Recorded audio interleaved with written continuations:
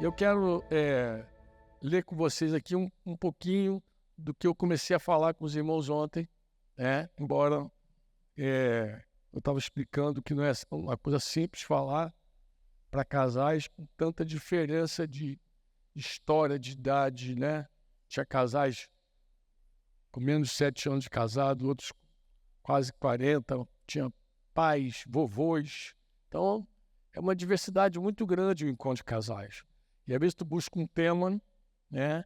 E o tema proposto era falar sobre criação de filhos. E eu comecei abordando sobre... Fiz uma introdução rápida, que não foi tão rápida, né? Mas eu falei sobre casais que não querem ter filhos. Né?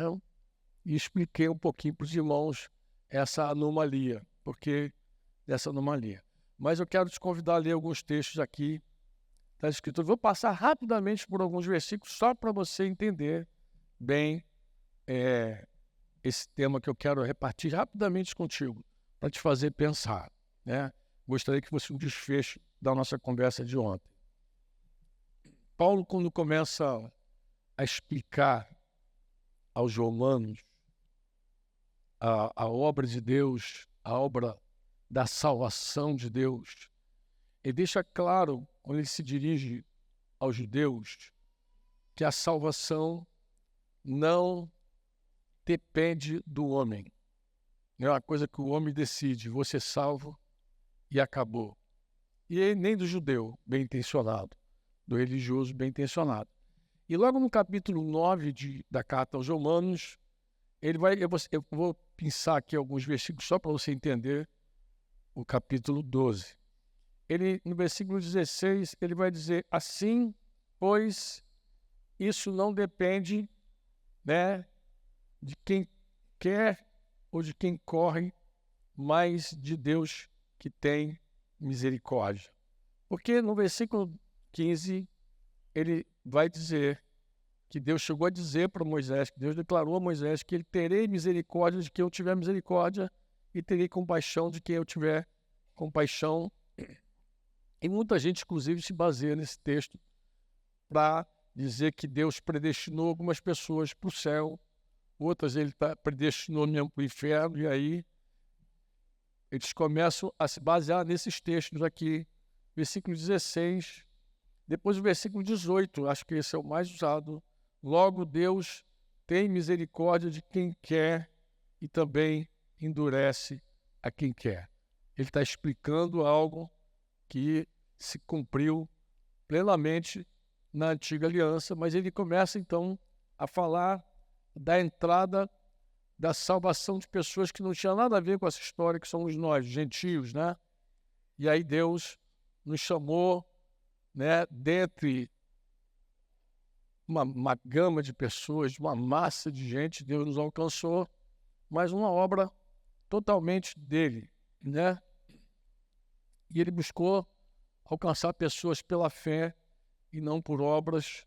Isso fica bem claro, no versículo 31 do capítulo 9, ele vai dizer que Israel buscava a lei de justiça, mas não chegou a atingir essa lei. E o versículo 32, ele vai dizer por que, ele vai explicar, porque não a buscou pela fé, mas como por obras. Israel sempre tentou se justificar por obras, como algumas pessoas acreditam ainda que se elas forem boas, elas vão para o céu. Se elas forem mais, vão para o inferno.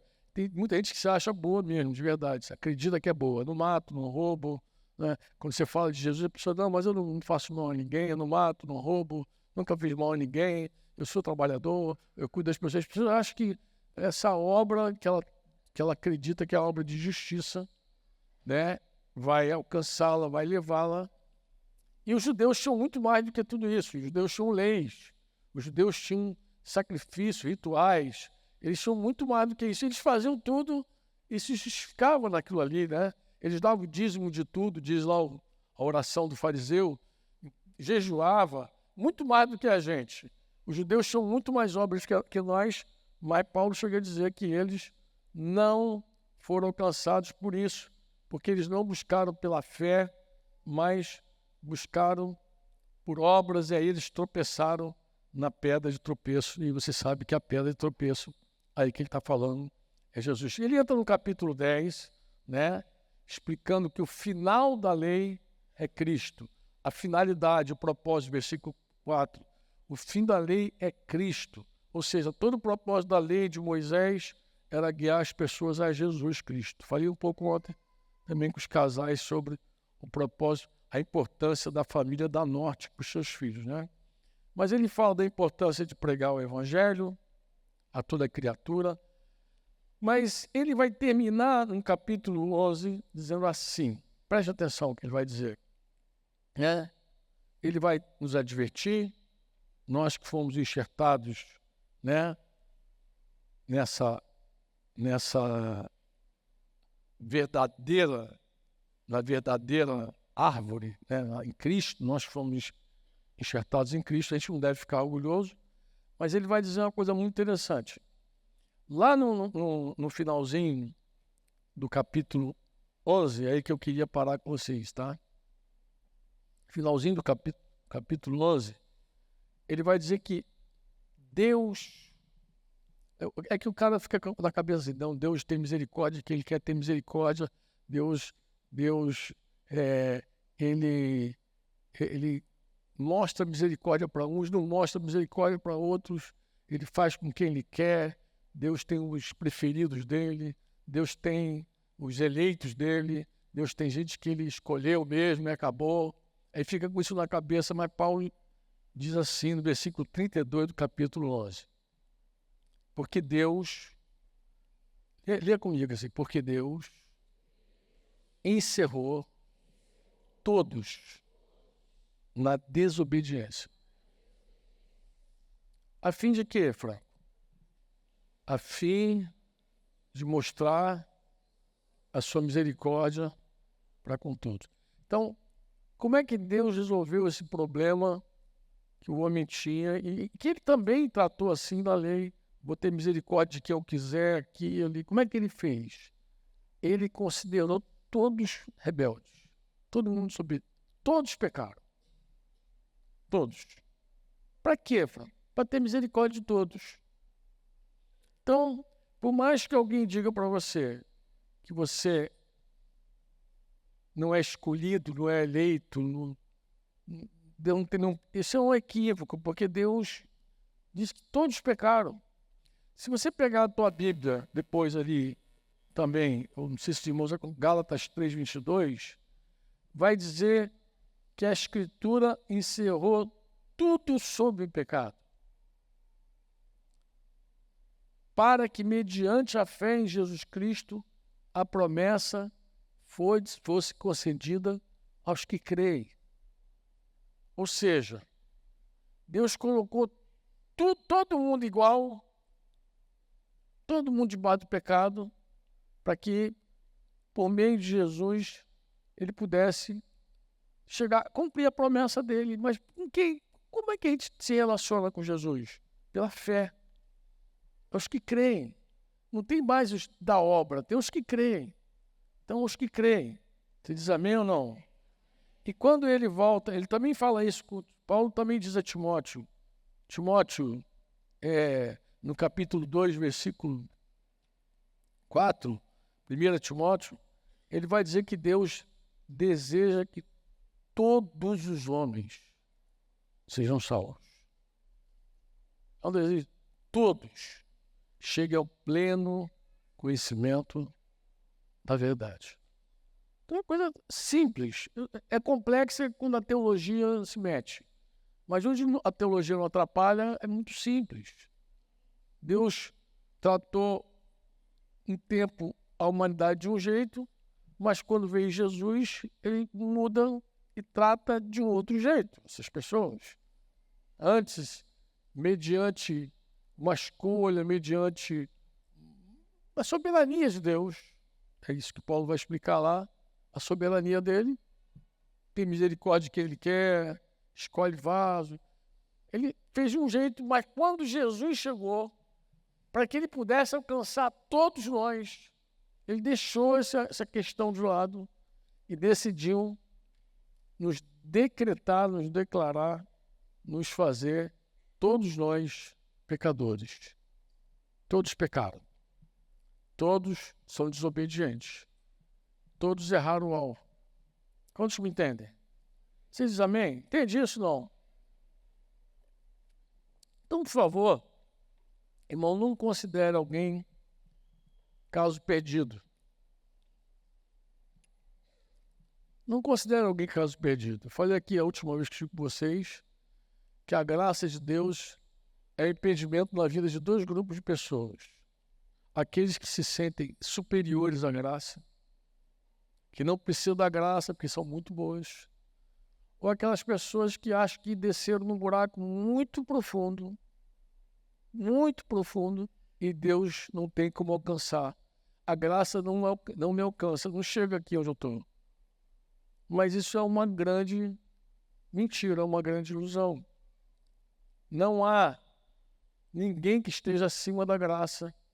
Não há ninguém que não precise da graça. Não há ninguém que diga assim, eu vou chegar lá pelas minhas obras. Não há ninguém, não há essa pessoa no mundo. Não há.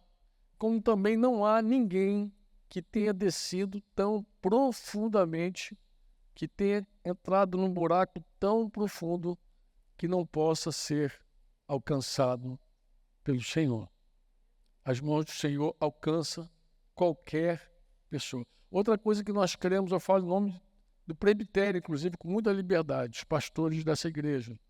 Nós cremos também que não há nenhum caso que Deus não possa restaurar. Nós não cremos que algumas histórias são tão horríveis, tão desfaceladas. A gente não diz, isso aqui não tem mais jeito. A gente não crê nisso, não. Nós cremos que qualquer história tem jeito. Qualquer história tem. Nós somos muito doidos. Nós não cremos só que Deus cura câncer, que Deus cura enfermidades como a da Priscila lá. A gente não crê apenas nisso. A gente crê que Deus ele é capaz de restaurar um casamento das piores condições, inimagináveis condições. Quando leva um assunto para nós, a gente diz assim, tem jeito. A gente fala, como vocês vão dar jeito? Não, a gente não dá jeito, mas a gente crê num Deus que dá jeito. Tá com uma blusa aqui, né? Jesus pode o quê?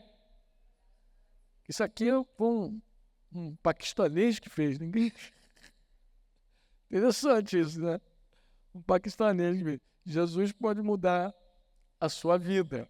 E é real. Jesus, ele é o único que pode fazer isso. Ele é o único. Agora, é um tema de fé. Não tem nada a ver com obra, não tem nada a ver com religião, não tem nada a ver com ser evangélico, ser católico, ser espírita, não tem nada a ver com isso. Tem a ver com um relacionamento de fé, onde você, um dia, ouviu sobre Jesus, ouviu. O Rafa fez aqui uma linha, eu só entrei para dar a conclusão, né? Porque ele falou até a morte de Jesus, até o sacrifício de Jesus, até a cruz, né? Até o sangue derramado, até o acesso que Jesus nos deu. Mas, claro, o evangelho, a palavra evangelho é boa notícia. Mas qual é a boa notícia? A boa notícia é que Jesus Cristo ressuscitou dos mortos. Então, ele deixou para eu dar uma boa notícia. Ele deixou para eu ouvir aqui dizendo, não terminou aí. Essa história não termina aí, tá? A pedra do sepulcro rolou. E Jesus saiu de lá, ele vive. Amém? Jesus está vivo. Então, quando a gente fala de Jesus, as pessoas ficam assim, parece até que eles são assim com Jesus, tem maior intimidade, né? Mas nós cremos em Jesus. Jesus entrou na nossa história, entrou na nossa vida. Faz muitos anos, mas entrou. E no encontro de casais, onde eu estava vendo alguns casais que eu conheço já há muitos anos. Inclusive, eu vi alguns casais que estavam com um casamento completamente destruídos há vários anos. E o que aconteceu, Franco? O que aconteceu é que Jesus, de fato, entrou. Jesus disse que todo aquele que invocar é convidar, chamar para dentro. invocar o nome dele, será salvo. Ele falou isso. Mas como é que é fé? É uma experiência de fé. Alguém fala para você que Jesus Cristo é Deus, que ele se fez homem, que ele nasceu de uma virgem, que ele encarnou, que ele viveu uma vida sem pecado. Alguém diz, mas como é que você sabe que ele viveu sem pecado? Primeiro porque a Escritura diz, mas depois porque ele ressuscitou dos mortos. Por que ele ressuscitou dos mortos? Porque a lei espiritual diz que a alma que pecar, essa morrerá. Jesus não poderia ficar na sepultura. É como o filme de Nárnia lá, de C.S. Lewis. Lembra lá do leão? Ele não poderia morrer. A morte abraça pecador. Como meu amigo Modesto das Neves falou em vários velórios já, né? O laudo médico era o pecado. Ela está morto porque pecou. Na alma que pecar, essa morrerá. A morte abraça quem peca. Mas Jesus, como nunca pecou, precisou ser levantado dos mortos. E a Bíblia diz que o Pai o exaltou. O Pai estendeu as mãos para ele. Amém? E o exaltou. Estendeu as mãos, tirou ele de lá e colocou Jesus sobre todo o nome. E ao nome de Jesus se dobra todo o joelho no céu, na terra e debaixo da terra. É o que nós cremos, irmãos.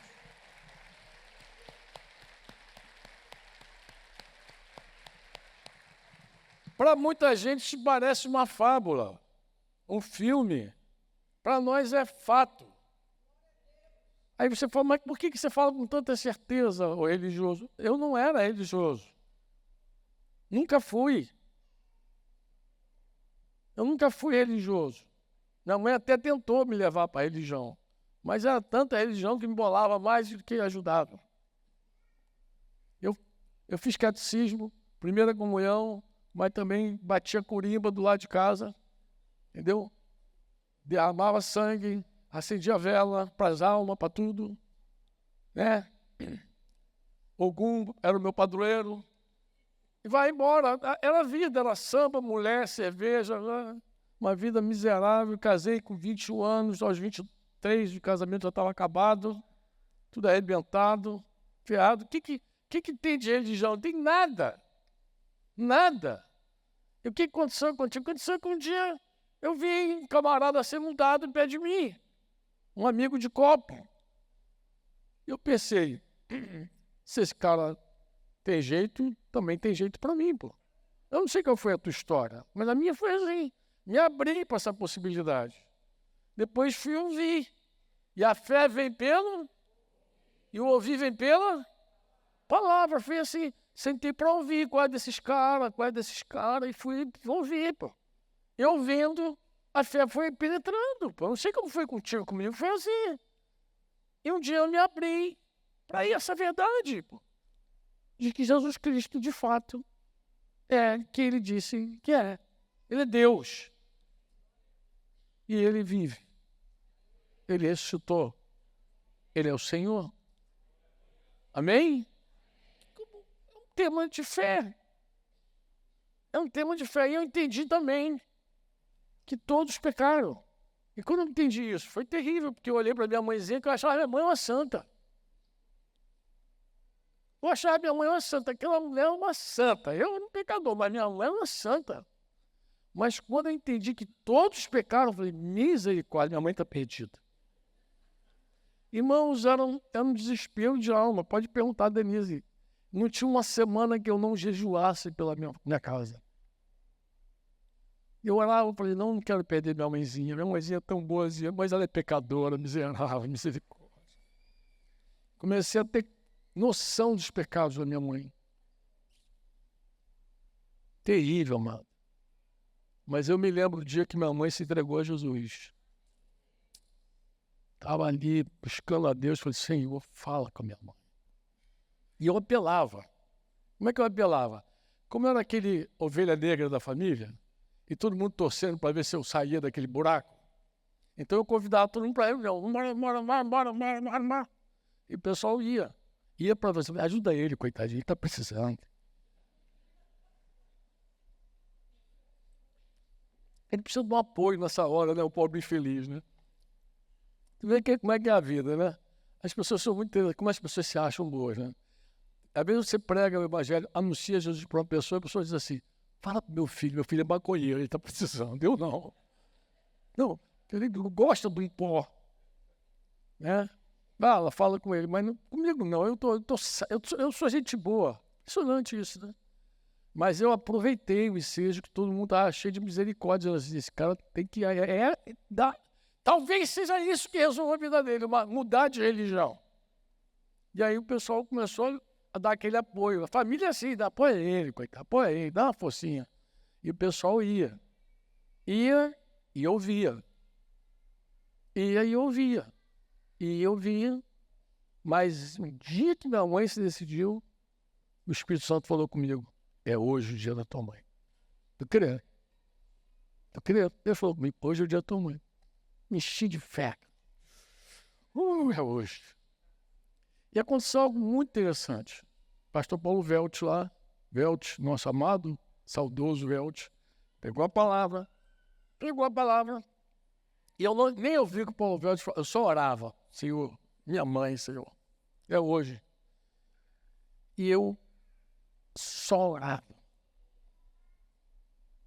E quando o pastor fez um convite no final para quem queria receber Jesus, ele fez uma coisa inusitada. Ele falou assim, Serginho, ora aí. Ora, ele sempre terminava de pregar e pedia para alguém orar. Normalmente era alguém que estava no púlpito. Lembra dos púlpitos? Aquelas cadeiras. Mas eu estava lá embaixo, ele pediu para eu orar. E eu já caí de joelho ali mesmo. E comecei a clamar a Deus. E quando eu abri meu olho, minha mãe estava lá na frente. Rendida, decidida. Um ato de fé. E tinha muita coisa para jogar fora, meu Deus. Uma vida religiosa. Vazia, coitada. Muito pobre. Mas Jesus chegou no coração da minha mãezinha. Bem, vocês conheceram minha mãe, vocês sabem que Jesus chegou mesmo, né? Então não tem ninguém bom demais para a graça. E nem ruim demais para Jesus não alcançar. Amém? Todos foram colocados debaixo da desobediência. Encerrado, meu. A fim de que Deus tivesse misericórdia para com todos. Você sabe como é que Paulo conclui essa declaração? É só você ver o versículo 33. Vamos ler junto. É lindo. Pode ser uma canção. Parece que é uma canção que ele está cantando. Falando de canção, né? Parece que é uma canção. Ó profundidade. Romanos 11, 33. Ó profundidade da riqueza, tanto da sabedoria como do conhecimento de Deus. Quão inexplicáveis são os seus juízos e quão insondáveis são os seus caminhos. Pois quem conheceu a mente do Senhor? Ou quem foi seu conselheiro? Ou quem primeiro deu alguma coisa a Deus para que isso lhe seja restituído? Porque dele, por meio dele e para ele são todas as coisas. A ele, pois, a glória para sempre.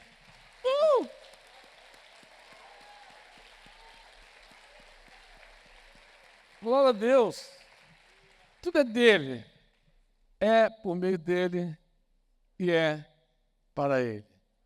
Ele é o começo, ele é o meio, ele é o fim, o alfa e o ômega. É ele. É tudo assim. Ele é maravilhoso. E quando alguém coloca a fé em Jesus, assume um compromisso com Jesus, é mais do que ser curado de um câncer. Embora é lindo e maravilhoso a gente ver essa bênção acontecer. é mais do que uma cura física.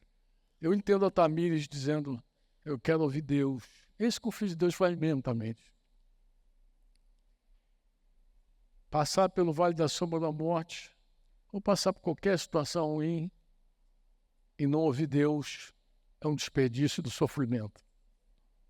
A gente tem que ouvir e aprender sempre. Amém? Todo sofrimento na vida do cristão traz lições, traz ensinamentos, traz até mudança no nosso coração. Amém? Eu quero terminar esse tempo cantando. Já que Deraldo começou cantando, eu quero terminar cantando também dela. Só você que aquela canção gosta demais.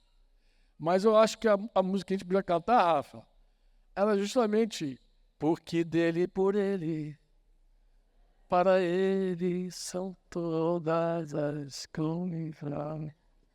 O que vocês acham de cantar? Quem quer terminar esse tempo reconhecendo que é dele, por meio dele e para ele todas as coisas? Quem quer reconhecer? Quem quer reconhecer? Ah, que bom. Então solta o teu diafragma aí para a gente cantar. Deixa eu fazer uma pergunta aqui, franca. Deixa eu ser franco sem fazer nenhum trocadilho com você. Tem alguém hoje aqui nesse lugar que nunca fez uma aliança com Jesus pública, nunca assumiu Jesus publicamente, mas gostaria de fazer nesse dia? Um dia inusitado, um domingo diferente. Tem alguém que gostaria de entregar a sua vida a Cristo e dizer, é meu dia, ou chegou meu dia, hoje é meu dia. Como aconteceu com a minha mãezinha. Tem? Se tem, vamos ficar todos nós de pé. Em nome de Jesus. Talvez você anime alguém ousadamente. Vamos fazer um trato. Se você quer render a tua vida, se você quer assumir um compromisso com Jesus, se você diz, Franco, eu quero essa graça de Deus na minha vida, eu quero. É isso que eu creio, é isso que eu quero. Nós vamos cantar. E aí você, com a liberdade que o Espírito Santo te deu, com a fé, não obra, fé, a certeza no coração, quando está queimando o coração, você vai sair do teu lugar e vai vir aqui na frente para nós orarmos por você.